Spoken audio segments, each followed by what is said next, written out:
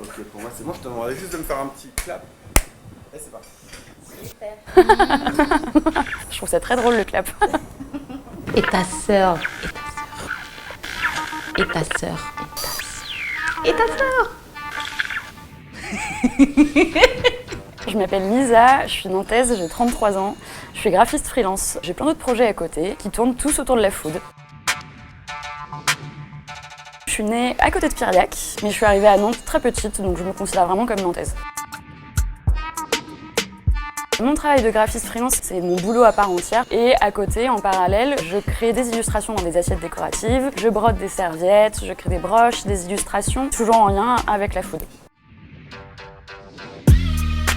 J'ai fait un BTDM, c'est un brevet technicien dessinateur maquettiste, c'est très... Après j'ai enchaîné sur un BTS pour enfin me mettre à mon compte et maintenant ça fait 13 ans. Les assiettes ça a commencé il y a quelques années, j'aime beaucoup l'absurdité, le kitsch et donc du coup je me suis rappelée de ces assiettes qu'on trouve chez les grands-mères qui sont accrochées au mur. Je me suis dit je vais essayer de revisiter cette espèce d'art décoratif un peu moche en un truc un peu plus humoristique, un peu plus moderne.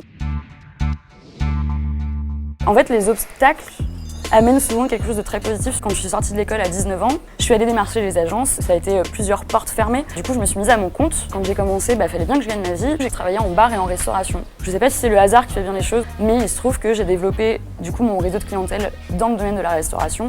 Toutes les bonnes choses ont une fin. En très positif, j'ai re-rencontré des connaissances sur les marchés de créateurs, notamment 3 créatrices. On a décidé de monter un collectif qui s'appelle les Morues Frangées, avec lequel on organise des marchés de créateurs qu'on appelle nous les salons de curiosité. C'est un projet important et sans les assiettes, je pense pas que j'aurais pu en arriver à monter ce collectif. Je visualise par exemple un trajet le matin, etc. pour me réveiller, il fait beau, je mets mon casque. Floridada d'Animal Collectif. On imagine une piscine en Californie avec des bouées dans tous les sens et des gens qui sautent dans tous les sens. Du coup, je trouve ça super. Moving Like a Superstar de Amadeo. Allez voir la jaquette du 45 tours, elle est incroyable. Le morceau est super. Et en 3e morceau, je vais prendre une Madeleine de Proust, Paris-New York de Jacques Higelin. C'est un morceau que j'écoutais avec mon papa quand il m'amenait à l'école. C'est pas forcément good vibes, mais je trouve que ce morceau est trop bien. Il me rappelle un très bon moment. Paris, New York, Paris. Il y a des périodes où je vais avoir besoin d'une routine vraiment très marquée avec le petit déjeuner tous les jours à la même heure, avec le même café, la même tartine, voilà. Et puis il y a d'autres périodes où justement il va falloir que je casse cette routine et que je sorte. J'adore quand je vais dans un bar m'installer au comptoir parce que du coup on a une vue sur tout. Le comptoir, il y a un côté vivant où on rencontre plein de gens, ça fait du bien. Mon papa m'a toujours dit qu'il ne tente rien à rien. Je pense que c'est un très bon leitmotiv quand on est à son compte. On tente, au pire ça fonctionne pas, c'est pas dramatique en soi, mais on tente, on y va. Qui ne tente rien à rien, vraiment. Et sinon, bon appétit du coup, parce que j'aime tellement manger que voilà.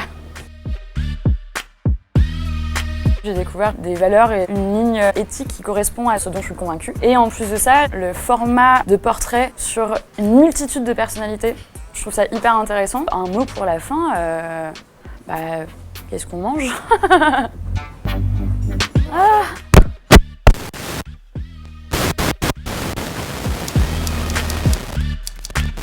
Pardon.